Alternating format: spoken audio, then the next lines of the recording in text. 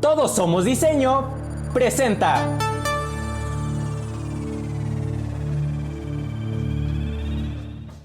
Hola chicos, bienvenidos a esta nueva edición de Nos Mueve el Diseño.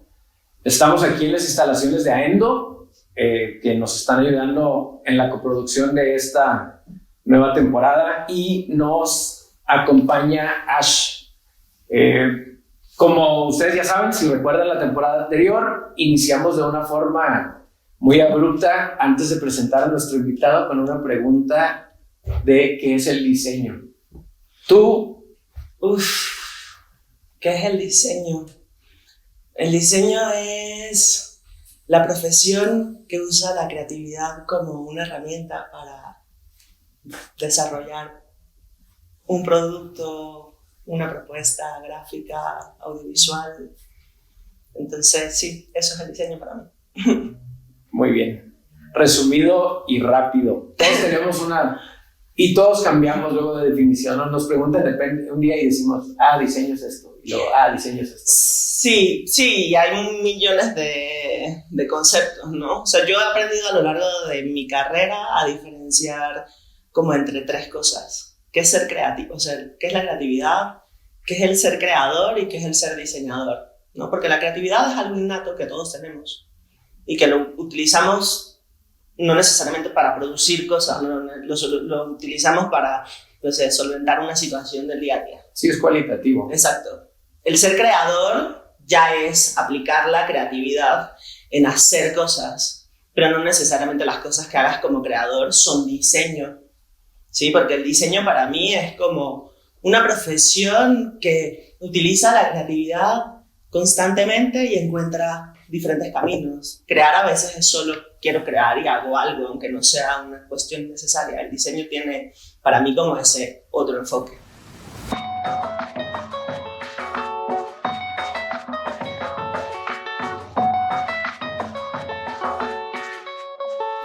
Bueno, ya rompimos el hielo, ya nos acomodamos un poquito. Ahora les presento Ashley Solano, es venezolana. Estudió diseño industrial en la Universidad de los Andes. Uh-huh. Y es también docente en Centro, aquí en Ciudad de México. Ha pasado por la industria, trabaja muchas cosas que ahorita le vamos a ir preguntando poco a poco. Pues bienvenida, ahora sí, después de este rompehielo anterior. Un gustazo conocerte, ya te sigo desde hace algún tiempo, ya sé más o menos ahí cómo procesamos esto del diseño y esto del trabajo, ¿no? Háblame un poquito más de eso que hablabas ahorita precisamente, y lo dices en una de tus pláticas, el discurso creativo, o el ser creativo como discurso. Sí, el ser creativo es algo que surgió justo cuando salió el podcast de La Dimensión de Ash, como que yo buscaba como un concepto que englobara todo, ¿no? O sea, porque a mí me parece que lo que ha pasado es que la profesionalización de la creatividad también ha hecho que muchas personas se sientan ajenas al ser creativo. O sea, no sé, si hablas con un contador, dice, no, yo no tengo ninguna creatividad. Por supuesto que tienes, y tienes muchísima. Entonces yo estaba buscando un término que englobara como a todo, ¿no? Todas las personas que quieran participar en este proceso y que quieran, hay mucha gente que tiene como pues la espinita de me gusta pintar, pero no sé cómo. Bueno, tú también eres parte de este ser creativo, ¿no? Y para mí el ser creativo es una persona que crea, diseña, hace arte, busca soluciones diferentes a la creación de un objeto, de una campaña publicitaria, de un medio, de un podcast. Y desde mi perspectiva, el ser creativo es una persona que necesita crear una conciencia al respecto del impacto que tenemos en la sociedad y cómo todo lo que hemos hecho a nuestro alrededor pues forma parte de nuestro como nuestro depósito de imágenes y de referencias, ¿no? Sí, nuestro disco duro, ¿no? Sí, yo siempre digo, no sé, una vez hice una ilustración y como que me quedaba viendo la ilustración y decía, yo esos pies de esa ilustración los he visto en otro lugar. Y entonces empecé como a analizarlo y de repente digo, claro, esos pies son los pies de Pedro Picapiedra. Porque yo crecí viendo caricaturas de Hanna-Barbera y crecí viendo Los Picapiedras, crecí viendo Don Gato y su pandilla, que si te fijas todos los pies son más o menos similares. Es el mismo cuerpo. Yo en ese momento que estaba haciendo la ilustración no fui a esa referencia, fue un trabajo intuitivo que viene de todas las imágenes que se han depositado en mi cabeza. Entonces para mí es como, el ser creativo tiene que ser consciente de que todo lo que hacemos, o que la mayoría de las cosas que hacemos, forma parte de esta realidad colectiva, nos hace ser, nos hace crecer, nos hace desarrollarnos y nos hace tener otras referencias. O sea, todo lo que nosotros tenemos puesto de alguna forma es una referencia de todo lo que hemos visto a lo largo de nuestra historia. Entonces, todos esos diseñadores de moda o todos esos diseñadores de producto deberían haber tenido un compromiso conmigo de hacer que mi realidad sea la mejor realidad. Exacto. Entonces, es el compromiso de nosotros que estamos ahorita en este proceso de conciencia, entender que nosotros estamos creando la realidad de todos los que vienen en el futuro y se van a referenciar, quieran o no, con nosotros de una forma consciente o de una forma inconsciente. Sí, definitivamente. Ahora, tocaste, cuando empezaste dijiste, le dices a un contador, eres creativo, y el contador te dice que no. Últimamente, como que nuestra profesión, bueno, no profesión, nuestra doctrina de los diseñadores ha crecido mucho. Tú te has dado cuenta, tenemos como un amplio, y ya la gente acepta mucho la palabra diseño y la palabra creatividad, y ya son palabras como del día a día. Cuando uno platica con gente que no es de nuestro rubro, no soy creativo, y ya le dices, ok, pues, ¿cómo te salías de problemas cuando estabas chico con tus papás? ¿Cómo reparabas algo que quebraste por andar de travieso o algo así? Eres creativo, todos somos creativos. Es eso innato que hablas, ¿no? Todos somos creativos desde entonces. Pero ahora empieza a suceder mucho, y en lo personal a mí me sucedió, que de un inicio no estudiamos carreras creativas por el miedo de esta percepción social y tu casa y que, no, o sea, como pues, una carrera creativa como diseño, como artes, como, o sea, diseño industrial, gráfico, diseño de modas, artes, lo que sea, pues esos son hobbies. Mucha gente lo ve como, esos son hobbies, eso lo haces cuando no tienes nada que hacer en tu casa, eso lo haces y nadie te va a tomar en serio, nadie. Entonces luego nosotros platicamos con estas personas que no son de las, y dicen, ¿por qué no estudias? Y pues, yo me he estado encontrando con gente que busca aprender algo de nuestro ámbito creativo, aún y cuando toda su vida se han dedicado a otra cosa. Sí, pues todo el boom del pensamiento de diseño, del design thinking, pues vino justamente como a fusionar ese campo creativo. Eran herramientas que usamos los diseñadores, herramientas que usamos los diseñadores aplicadas a contextos que no son de diseño. Sí, pues exacto. De hecho, pues fue diseñada más para el ámbito empresarial, basado un poquito en la metodología de diseño y en lo que hacemos los diseñadores, pero administradores, mercadotecnia, mercadólogos, esta gente dijeron, crearon el design thinking. Entonces yo creo que a partir del design thinking, la aparición de esa palabra, del pienso como diseñador, sí, dijeron, entonces yo podía haber diseñado. Sí, siguen existiendo muchísimos tabúes, la verdad. Sí. O sea, y tabúes no solo de las profesiones, sino tabúes de género. Por ejemplo, te das cuenta como hay muchas mujeres que no estudian diseño industrial porque sus familias no consideran que es pertinente que se la pase trabajando con máquinas, ¿no? Porque industrial, pues sí, justo son muchas herramientas. El diseñador industrial yo creo que es de las profesiones que casi nunca está bien vestido, siempre está con un overol, siempre está lleno de polvo. Manchado. Muchos, por ejemplo, chavos que no estudian moda porque pues la moda está estereotipada como una profesión nada más para mujeres. Entonces hay muchos prejuicios. Yo justo en el podcast, o bueno, que ya no es podcast, en la dimensión de Ash, uno de mis propósitos justamente es eso, es como que hacer entender a la gente el valor que tienen las profesiones creativas. Cómo hemos sido, creo que es una suma de muchas cosas, ¿no? Primero es, o como yo lo percibo, es desde muy chicos separan todo lo que es arte de ciencias, ¿no? las carreras científicas son las más importantes, es importante ser médico, es importante ser ingeniero, ¿sí? Las carreras creativas, justo como tú dices, se ven como, no, pero es que eso es un hobby, eso no es una profesión como tal. Entonces ya desde ahí estamos separando, cuando en realidad, y que es uno de los discursos que tenemos actualmente, la ciencia y el arte son dos cosas que van estrechamente ligadas, ¿no?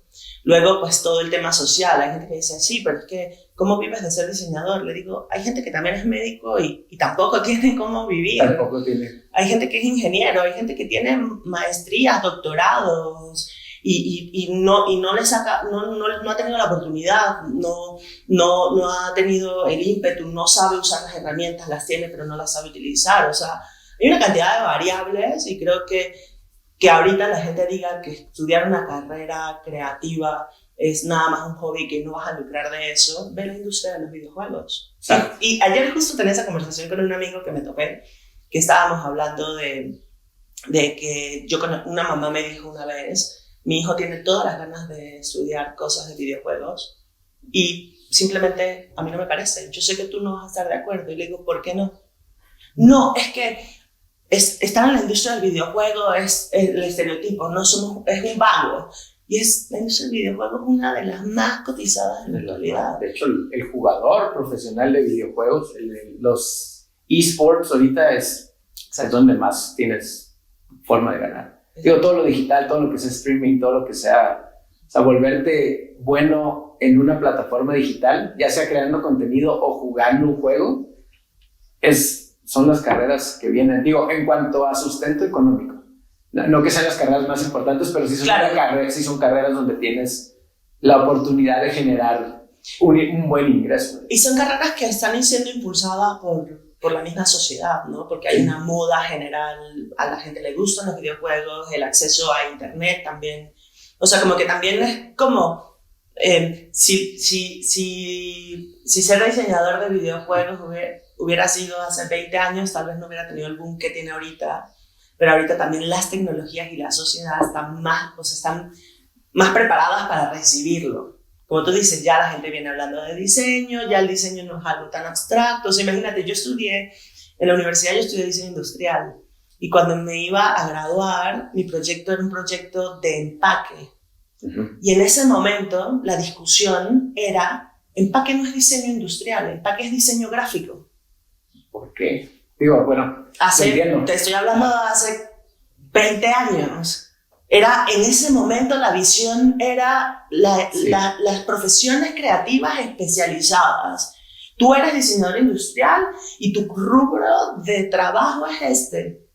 Esto es diseño gráfico. Yo estuve a la mitad de mi tesis defendiendo el por qué podía hacer un empaque como diseñador industrial. Cuando ahorita es una rama de la especialización del diseño industrial, ¿no? De hecho es una materia ya en casi todas las universidades o escuelas que están enseñando diseño industrial, viene como asignatura empaque, diseño de empaque. Y no solamente porque lo veía, es que la gente, lo entiendo lógico, porque la gente ve el empaque y ve lo que está dibujado en el empaque. O lo que viste el empaque, ¿no? ¿Qué color es? ¿Cómo está el anuncio de lo que viene dentro del empaque? Entonces dicen, no, pues eso es gráfico, no es industrial, pero el lado del industrial es cuidar lo que empacas. Sí. Cuidar lo que empacas y que el empaque tenga un segundo uso y que tenga todo esto, ¿no? Sí, la estructura. Supongo que por ahí va tu tesis, o sea, todo eso lo viste en tu tesis seguramente. Y todo eso fue tu estira y afloja, yo creo, con tus asesores y todo eso. Sí, no, fue un poco un calvario. Y ahorita veo y digo, bueno, ya los límites, yo tengo colegas que trabajan en diseño industrial y hacen gráfico, bueno, yo misma, ahorita digo, yo no podría ya catalogarme como diseñadora industrial. ¿Es diseñadora? Pues punto, sí, ¿no? Yo digo, soy creativo, soy un ser creativo. Hago ilustración, hago diseño industrial, hago un poco de joyería, hago un poco también de moda, o sea, ya como que los límites son más difusos y pues eso es algo que no viene de ahorita, o sea, antes Miguel Ángel, ¿no? Sí. De hecho, ahorita que mencionaste que el arte y las ingenierías las separan, pero si nos vamos a la tan odiada ahorita Real Academia de la Lengua, el primer la primera definición de arte es tan sencillo como algo bien hecho. Algo lo mejor hecho. Entonces, o sea, y de ahí viene el discurso del estado del arte de las cosas, ¿no? Sí. Entonces, hay arte en todo.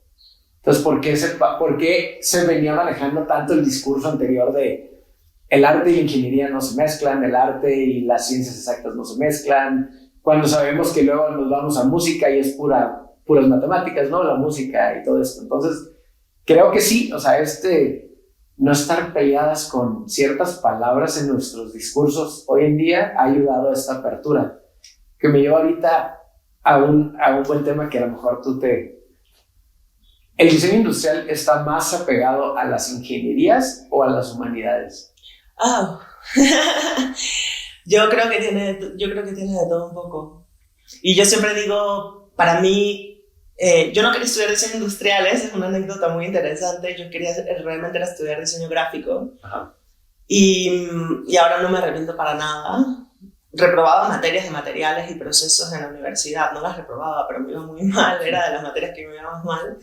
Y ahorita soy especialista en procesos tecnológicos y materiales y he trabajado pues, en industria manufacturera con diversos proyectos plásticos, metálicos, de todo tipo. Y yo creo que el diseño industrial es de las profesiones que podrías estudiar y después dedicarte a lo que sea. ¿Por qué? Porque vemos cosas bidimensionales, partimos de lo bidimensional para crear lo tridimensional, entonces vemos muchos elementos gráficos, composición, vemos color, cosas que se ven como base para una profesión de gráfico. También vemos mucho publicidad, merca, porque tenemos que hacer análisis de usuario, quién es el usuario, cuál es el mercado, a dónde va, etc. Entonces hacemos análisis de merca, trabajamos con materiales, procesos, de hecho es como, digamos, como la columna vertebral del diseño industrial son los procesos y los materiales, y cuando aprendes procesos y materiales tienes que meterte mucho a la parte de ingeniería, de los materiales, la parte física, entender temas de dureza, maleabilidad, una cantidad de cosas, ¿no? O sea, ¿cuál es el mejor material para mi objeto? Y posterior a la parte, o sea, y en parte del desarrollo del producto, pues tienes todo el desarrollo también humano, o sea, social, porque nosotros no podemos obviar que esta taza es una taza que pertenece a un contexto específico. Exacto. O sea, el diseño no es un elemento aislado del todo. El diseño, el objeto es un elemento que se incorpora a un entorno en donde ya hay cosas que están establecidas, por ejemplo, como, pues si yo veo un objeto así, yo siempre digo, si yo soy un marciano y llego a usar un objeto como una taza es lo más fácil de utilizar, ¿no? Como que pues tiene líquido. Ajá, pues aquí puedo poner algo y aquí puedo meter algo y tal vez tardas en entender cómo, pero pues, igual la puedes usar así o igual la puedes usar así, ¿no? Entonces sí para mí el diseño industrial es justamente un compendio de varias cosas, pero yo diría que es un equilibrio entre la parte de ingeniería. También depende de a qué te quieras especializar. Por ejemplo, si tú decides que tu especialización de industrial es hacia la industria manufacturera o la industria, no sé, por ejemplo, automotriz, como pasó en mi caso, pues sí, en la industria automotriz te súper especializas en procesos, materiales, y tu perfil es mucho más ingenieril, porque estamos hablando de tolerancias de más o menos 1 milímetro. Entonces te vas refinando, tu ojo se va haciendo mucho más fino, y pasa también muchas veces que te vicias, ¿no? Tus diseños se vuelven mucho más, tal vez más rígidos, se vuelven mucho más exactos, trabajas con formas que aprendes en la industria automotriz, pero por ejemplo, si trabajas como diseñador industrial en una empresa, no sé, con enfoque social, Ajá. ¿sí? Y tienes que ir a África o tienes que ir a zonas aquí en México y tienes que hacer análisis del entorno, cuáles son los problemas que tiene la comunidad, pues ahí ya es una parte mucho más de las humanidades. Exacto. Entonces creo que también depende de en qué decidas especializarte, va a haber algo que va a predominar. Sin embargo, para mí el diseño industrial es un compendio de todo, de la parte tanto artística como humanitaria y como... Pero del lado yo creo que de la parte del tronco común o del nivel de licenciatura de la primera parte, sí es muy bueno estar apegado a las ingenierías porque nos apertura la visión de ver cuál va a ser el proceso de manufactura del producto Claro. que estamos.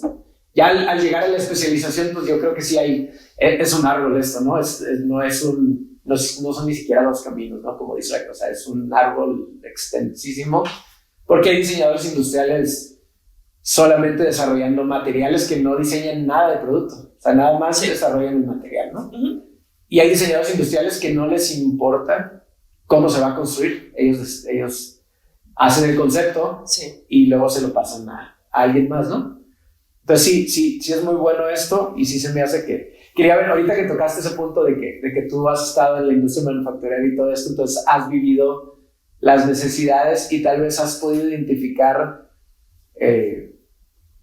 ¿cómo se dice? Como faltantes en la academia para el desarrollo del diseñador industrial en el momento de quererse insertar, ¿no? Pues yo creo que es algo inevitable.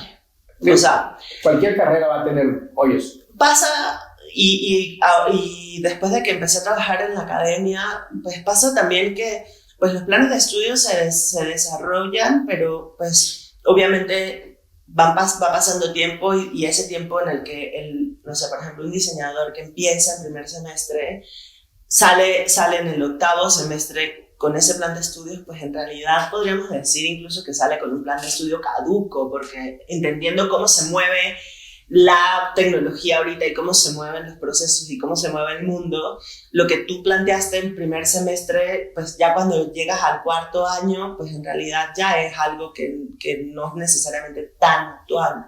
Exacto. Hay instituciones que se encargan de hacerlo lo más actual posible, de siempre analizar como las tendencias, qué es lo que viene, hacia dónde queremos enfocarlo, pero siempre va a haber deficiencias, porque es muy difícil también en 4 años darte todas las herramientas, porque también depende, por ejemplo, a mí nunca me dieron diseño automotriz y yo terminé trabajando en diseño automotriz.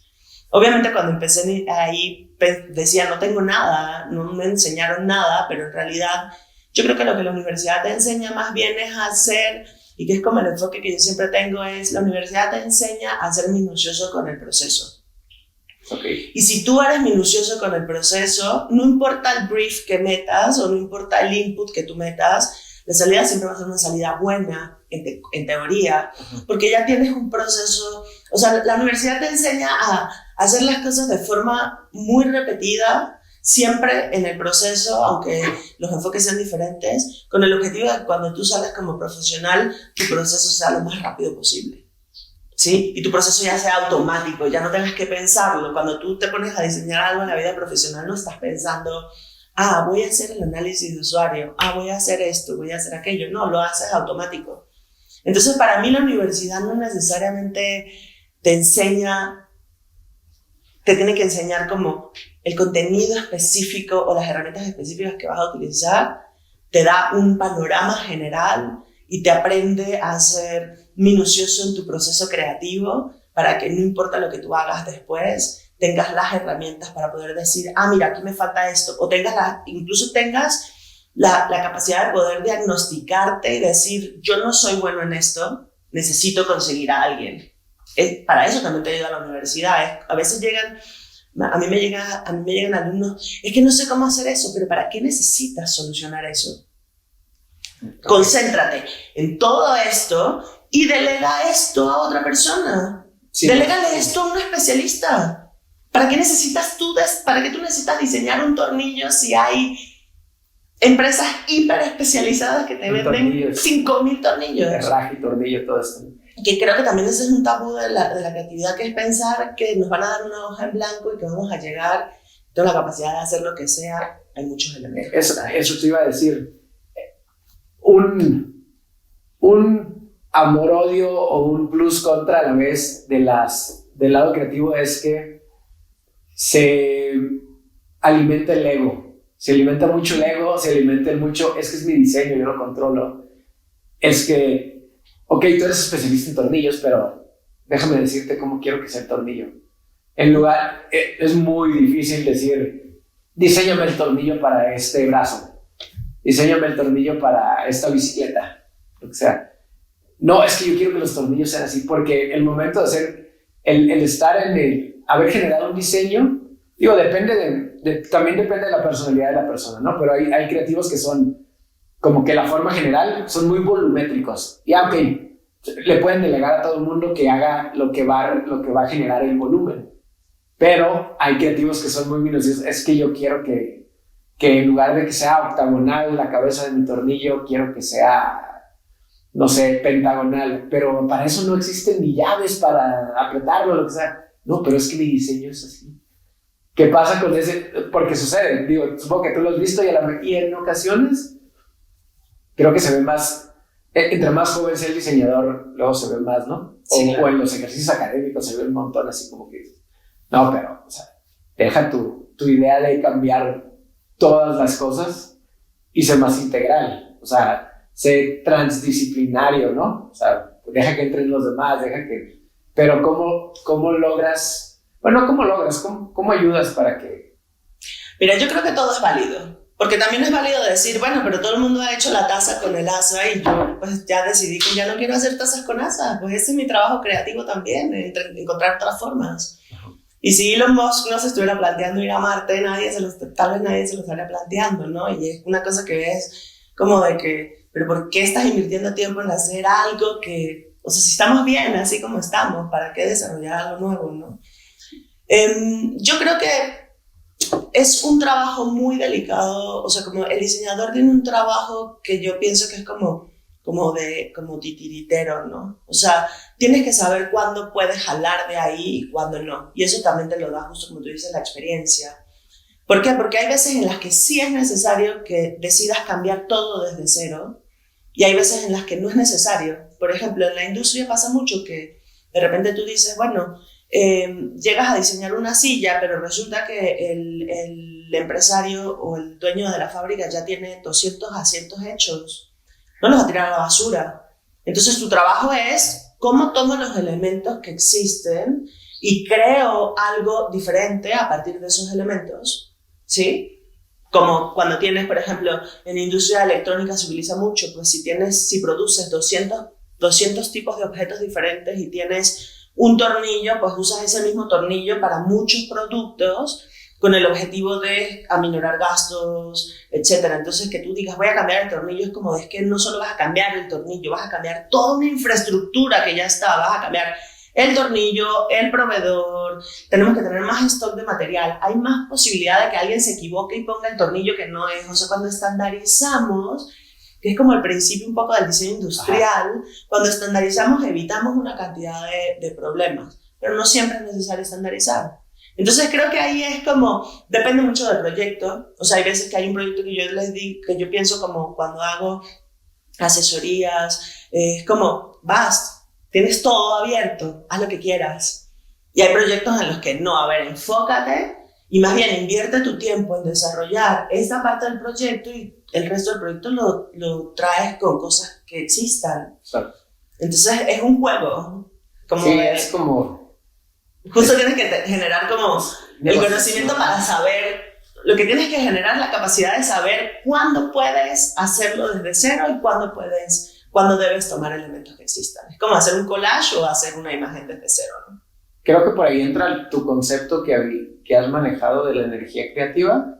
Por ahí entra un poquito eso, ¿no? De que, o sea, estar trabajando en los estándares, aceptando los estándares, aceptando todo, pero no perder esa energía creativa de ir generando tu propio archivo para el momento que tengas la seguridad de cambiar todo ese estándar, o sea, cambiarlo. Pero no ser terco desde el inicio de decir, no, es que yo no lo quiero así, yo lo quiero cambiar desde ahorita. Porque va a ser un proceso muy largo y una inversión muy grande que probablemente no lo va a hacer alguien, ¿no? Sí, tenemos que estarnos preguntando todo el tiempo por qué y para qué. ¿Por qué? ¿Para qué? Sí, ¿Es la energía creativa según? La energía creativa para mí es como, es que alguna vez vi una TED Talk de la escritora del libro Comer, Rezar, Amar. Okay. Ajá. Y entonces ella decía, y tomando el tema que decías tú hace rato de cómo el diseño es una profesión que alimenta el ego. ¿Sí? Y entonces ella lo que decía era que también era importante que nosotros como que alejáramos esta como inspiración, lo que llamamos nosotros esta musa, la alejáramos de nosotros para para dos cosas, para que nuestro ego no se inflara creyendo que nosotros somos los creadores de todo, pero también para que no nos deprimamos, porque hay muchas veces que es como, ¿por qué no puedo hacer esto? ¿Por qué no me sale? Y tiras toda la responsabilidad hacia ti cuando en realidad muchas veces depende de muchos elementos. Hay veces que te sientas a crear y no necesariamente depende de ti, sino que depende del entorno en el que estés, etc., ¿no? Entonces, para mí la energía creativa es como un poco como esta cosa que no podemos ver. O sea, como esta, pues, algunos lo han llamado la musa, la inspiración, este proceso en donde nos conectamos con algo que yo percibo como más grande que nosotros en sentido como creativo y lo aplicamos en esta como realidad tangible, ¿no? Y la energía creativa es algo que una de mis diseñadoras favoritas, que se llama Neri Oxman, utiliza. No solo tuya, también. Y ella dice que es una energía que justamente tiene que estar ecualizada entre arte, ciencia, ingeniería y diseño. Pues, de hecho, es como la personificación de la interdisciplinaridad o intradisciplinaridad, ¿no? Sí. Y al momento de llegar ahí a MIT a dirigir un departamento de investigación, que dijo, que quiero un biólogo, y quiero un programador, y quiero un ingeniero, y yo soy arquitecta, que fui médico en el ejército, sí. ¿No? Estudié medicina militar, fui miembro pero luego estudié arquitectura porque quería ayudar a la gente después de lo que vi al estar en el ejército, pero sé que y esto de la arquitectura viva y todo, sí es todo de hecho, yo también lo uso mucho como ejemplo para los chicos cuando les platico, digo, vean el episodio de Neri Oxman, y véanlo 1000 veces, y luego vean su teta. Y vean todo. Ahorita que hablamos eso de la energía creativa y todo, digo, tú no te conocía personalmente, pero tienes una energía creativa muy grande, o sea, las sueltas. Algo que me interesó mucho, que me llama la atención es tu joyería etnopunk. ¿Etnopunk? Sí, etnopunk. ¿Es tu joyería? Es mi diseño, sí. Es un proyecto muy lindo que surgió de un intercambio con unos maestros joyeros, con un maestro joyero. Ellos tienen una máquina de impresión 3D de resina y tienen otra maquinita de procesos sustractivos. Es como un mini router. Y estaban buscando a alguien que los ayudara como a entender realmente cuál es la capacidad de las máquinas y cómo funcionan y cómo podían sacarle provecho a su proyecto. Y entonces me hablaron y me dijeron como de, bueno, pues esto es un intercambio, nosotros te podemos dar algunas piezas, nos recomendaron contigo, y fue como de que, pues bueno, pero no me des piezas, enséñame algo. Y entonces fue como de que, ok, bueno, está bien, pero entonces sí estaría bien que nos dieras como como una referencia de algún diseño o algo que tú quisieras hacer. Y fue como de que, pues va. Y entonces en Venezuela, una de las, digamos, como tribus indígenas venezolanas se llama Yanomami. Los Yanomamis usan justo como unas púas muy largas en la boca, y utilizan mucho como elementos como de plumas, etc. Y a mí pues toda esta onda tecnológica me gusta mucho en el sentido de como me gusta mucho todo el estilo cyberpunk, ¿no? Entonces como que el concepto surgió de cómo hago una fusión entre estos elementos como muy, o sea, de mi tierra, con esta cuestión como cyberpunk. Entonces surgió yo no podría llamarlo ni siquiera, no es una colección, es un set de piezas que llamé etnopunk, porque justamente hacía como el llamado a la parte como de mis antecedentes, ¿no? De dónde vengo. Y lo lindo es que es un set de piezas que ahorita no tiene un propósito comercial. Ahorita estoy haciendo trabajos con diferentes fotógrafos de, bueno, están estas piezas y qué puedes hacer con ellas, ¿no? ¿Qué fotografías podemos sacar? O sea, no tiene un propósito comercial principalmente, pero sí ha sido fuente de inspiración importante para otros proyectos en los que estoy trabajando, que tienen esa tilde como más hacia joyería, moda. Entonces... Sí, también, bueno, en este caso se dio el intercambio de conocimientos de no les quiero yo solamente enseñar las máquinas, mejor yo les enseño las máquinas y ustedes enséñenme a hacer joyería. Sí. El método tradicional, ¿no? Y fue esta fusión de y el nombre de etnopunk pues queda muy bien, ¿no? Con esto que dijiste y todo esto. Y sí, pues el cyberpunk, que es muy... Digo, vi las piezas y dije, sí, están...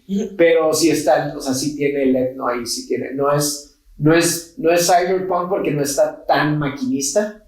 Sí. Sino sí está étnico. De hecho, todas las piezas las hicimos a mano. Sí. O sea, fundimos el metal, hicimos todas las piezas a mano. Y parte linda también del intercambio es que yo les decía, yo no soy una persona que quiera enseñar a la gente a usar las máquinas, porque a usar las máquinas puedes aprender en un tutorial de YouTube, sí. O puedes aprender llamas a un asesor y te da una clase de 3 horas y te enseña dónde tienes que picar y todos. A mí lo que me interesaba era que ellos entendieran cuál es el potencial de las herramientas y cómo pueden hacer para utilizarlas. Y lo que yo les decía era como de que ahorita yo les estoy dando esta clase y ya, este conocimiento ya está caduco. Ya ustedes tendrían que estar pensando en qué es lo que sigue, cuál es la siguiente máquina que me voy a tener que comprar, qué posibilidades tengo. Porque obviamente al enseñarles no solo cómo usar la máquina, sino enseñarles cómo pensar en torno a la fabricación digital, hace que tu espectro se abra muchísimo más. Y que no solo pienses en cómo puedo solucionar las cosas con esa máquina que tengo enfrente, sino que ya sabes todas las posibilidades que existen. Sí, de hecho, si pueden ver el reel que tiene en su Instagram ahí del etnopunk, de su joyería, está muy buena. Moda, ¿ya le tocaste el tema? ¿Qué te gusta la moda también? Es una historia muy rara porque en realidad yo no podría decir que me gusta la moda. Yo creo que más bien como que han ido pasando cosas. Yo soy una persona que tiende mucho como a subirse en la ola para ver dónde llega, ¿no? Okay. Pues está pasando esto, me están ofreciendo, por ejemplo, lo de joyería, me ofrecieron la joyería, pues me voy a subir ahí a ver qué pasa, ¿no? De todas las experiencias aprendes, y justo como en este perfil del ser creativo soy como muy inquieta y me gusta como aprender un poco de todo. Entonces venía trabajando con joyería paramétrica. Tengo un gran amigo que estuvo trabajando muchos años haciendo joyería en Italia, y entonces estuvimos haciendo también como una serie de intercambios. Después me invitaron a dar un taller de moda y tecnología, y entonces me empecé a meter más en el tema de entender de qué va esto y cómo va esto y cómo... Más bien, empecé a entender cómo la tecnología se podía aplicar a la industria creativa de la moda. Me empezó a llamar la atención. Después me llamaron a un par de clases de materiales aplicados a joyería, aunque no es mi especialidad. Uh-huh. Pero como entiendo el mundo de materiales, es como... A mí me gusta mucho como que trabajar dándole inputs a la gente, ¿no? Mira, existe todo esto, ahora tómalo y tú haz con ello lo que quieras. Y el proyecto de joyería llegó a mí y como que ya traía como esa inquietud de, bueno, pues igual podría hacer algo como relacionado con moda. Y uno de mis proyectos, que ahorita no puedo decir, pero uno de mis proyectos sí tiene que ver mucho con prendas. No sé si podría llamarlo moda, aunque sí, pero en realidad es como un trabajo de integración de tecnologías, ilustración, arte, diseño y todo a la prenda como un canvas de expresión. Entonces, pues sí, estoy trabajando en eso. Es muy interesante. Quiero verlo, quiero saber más al respecto.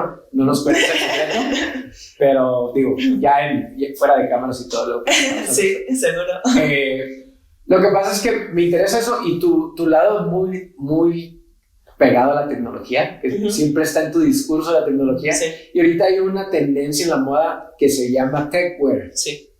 Bien, canijo, yo soy muy fan de ver también tendencias y de ver lo que aplique, lo que no aplica o lo que me gusta, pero sé que el techwear viene con todo y todas las marcas están apostándole al techwear ya porque es esta innovación en los materiales, ¿no? Uh-huh. Y hasta llegar al punto de que la ropa inteligente y todo esto, ¿no?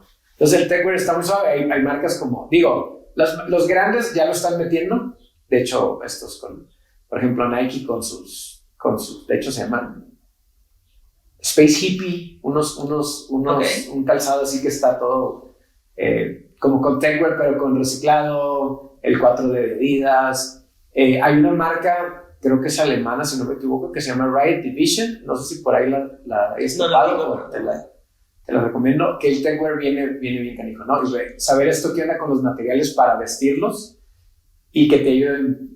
Sí, es que lo que yo creo, fíjate, por ejemplo, en el campo del diseño industrial, las industrias más desarrolladas son las de transporte, ¿no? Si tú te pones a ver, pues toda la industria aeroespacial, aeronáutica, automotriz, siempre tienen como las tecnologías más avanzadas.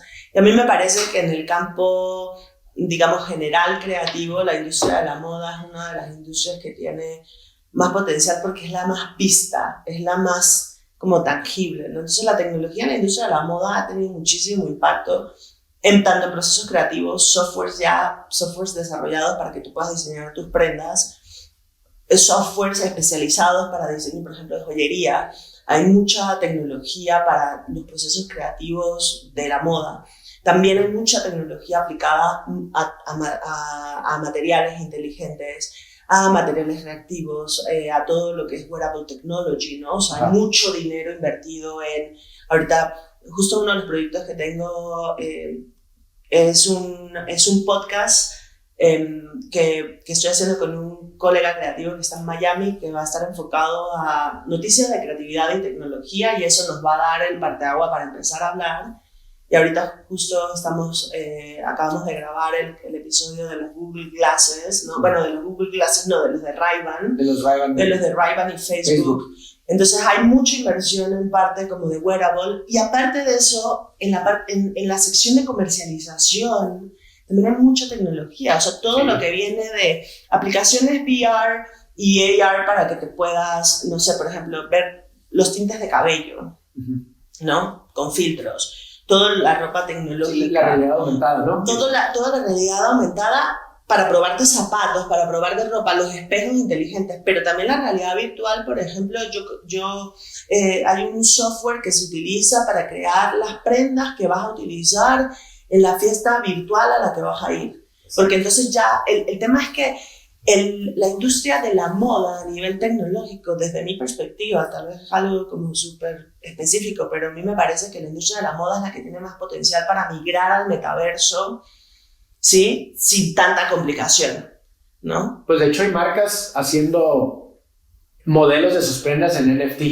Sí. Ya, o sea, ya hay muchas marcas que dicen, ya con todo esto de la onda de la moda y del streetwear y del hype y de todo esto, hay marcas que están haciendo modelos que se están vendiendo solamente como NFT, para que digas que tú tienes el NFT del modelo del sneaker tal o de la chamarra tal, y ya nunca lo vas a ver, más bien, lo vas a ver pero nunca lo vas a tocar, nunca lo vas a tener, no va a estar en tu closet. Sí, pero la percepción, o sea, por ejemplo, Sansar, que es una plataforma de conciertos de realidad virtual en donde en teoría te garantizan que quien está tocando realmente es quien está tocando y tú vas a una fiesta en un entorno virtual. La gente se empezaba a quejar porque es que no, porque yo quiero ir a la fiesta pero solo tienes 3 tipos de ropa en tu catálogo, ¿no? Es por eso, no sé, las plataformas de videojuegos como los Sims tienen catálogos infinitos de moda, catálogos infinitos de objetos, ¿no? Pero en el caso del objeto, tal vez a la persona no le molesta tener como una mesita cualquiera que consiga en el catálogo, pero en el caso de la moda, como está muy ligada, o sea, todas las cosas están ligadas a la identidad, pero la moda es algo que tú traes todo el tiempo, ¿sabes? Que sientes que te identifica a donde va. Entonces, si vas a un entorno virtual, también lo necesitas. Claro. Y a la gente le da igual si es virtual o todo está en... Sí, o sea, ya nuestra identidad virtual es tan importante como nuestra identidad física. Digo, física material, ¿no? O sea, nuestra identidad virtual ya es todo. Ya tenemos ya existimos en 2 planos. En pocas palabras, o sea, ya existimos. Yo te diría que existimos en muchos planos. Bueno, en muchos planos, pero ya existimos en 2 entornos. Pero ya existimos en 2 en que tenemos la idea de controlarlos los 2, ¿no? Ajá, de que podemos controlarlo virtual. Podemos controlarlo virtual. Y eso es muy bueno. Me gustó mucho con esto, se me hace que es un muy buen tema para cerrar esta plática. ¿Algo más que quieras aportar sobre diseño? Aquí la idea de nosotros es que a nosotros nos moma el diseño por cambiar una letra ahí y no ser tan coloquiales, pero entonces o sea, algo más que le quieras, porque pues a ti también te moma el diseño como a nosotros. Sí, yo siempre digo que pues hay que ser unos intensos y como creativos tenemos que estar abiertos a todas las posibilidades. Yo creo que justo uno de los beneficios que nos da la creatividad es poder tener la libertad de explorar muchos ámbitos y pues no sé, o sea, como el primer mensaje sería como rompamos los estereotipos que existen en el diseño y de los diseñadores y de los artistas y de los creativos y dennos la oportunidad. En uno de mis episodios del podcast lo dije, adopta un creativo, ¿no? O sea, aquellas personas que sienten que no tienen relación con nuestro entorno y tienen algún amigo que está en esa área, siéntense, hablen con él, pregúntenle cosas, vean cuál es el trabajo, todo lo que hay detrás de un proceso creativo. Eso, que seamos unos apasionados, unos locos, cuesta mucho. Yo sé que es muy fácil a veces, ¿no? Como decir, sé único y busca hacer lo que te gusta, porque también entiendo que pues no siempre se puede, pero como que no perder la fe de que en algún momento se va a poder. Yo, por ejemplo, me separé de la ilustración muchos años por razones personales y pues nunca es tarde para retomar, ¿no? Nunca es tarde para agarrar un lápiz y pintar o para agarrar para hacer un análisis de tendencia. Ahorita que las herramientas tecnológicas nos permiten justo esto, crear podcasts, crear contenido, hacer muchas cosas, es pues empezar, y la otra es no creer que tienes que ser un experto en todo, ¿no? Exacto. Yo siempre digo, la gente se obsesiona, es que tengo que saber mucho de tecnología. No tienes que saber mucho de tecnología, también hay campo para la artesanía. Hay que saber de. Exacto. Simplemente que tengas las dos en el mapa, especialistas en una cosa. Si no sabes hacer algo, por ejemplo, hace rato lo hablábamos, ¿no? Yo no sabía nada de edición, de guión, nada. Yo simplemente un día dije, quiero expresarme, ¿qué hago? ¿Cómo lo puedo hacer? Pues existen estas plataformas. Bueno, empecemos desde cero. Hay que utilizar todo eso que aprendemos de procesos creativos y aplicarlo a cualquier proyecto que se nos ocurra desarrollar. Perfecto. Pues ahí está, chicos. A Ash como a nosotros nos mueve el diseño. Sigan a Ash como Ashley Solano y seguramente después volveremos a platicar para que sigan viendo. Por lo pronto ahí se las dejamos. Muchas gracias por habernos seguido, haber visto este episodio. Gracias a Endo por prestarnos sus instalaciones y recuerden que aquí nos mueve el diseño. Chao, bye.